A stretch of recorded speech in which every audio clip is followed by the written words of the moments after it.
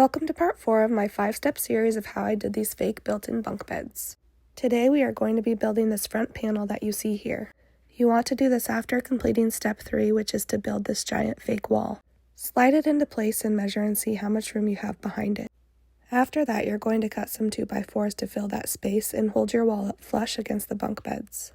I used pocket holes to attach the 2x4s to my fake wall, then make sure to put furniture pads on the back of your 2x4s so they don't scratch your wall.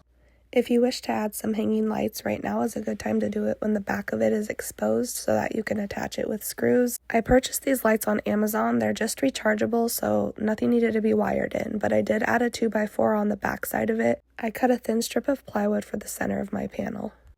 I then cut all the sideboards for my panel and ran them through my table saw with the blade partially up so that it would create this groove, and then I ran it through the other way so that it would remove a piece of it so that it would create kind of a picture frame for my plywood to sit in. You could also use a router if you prefer that. I then used just a staple gun to staple that back panel in because nails were too long.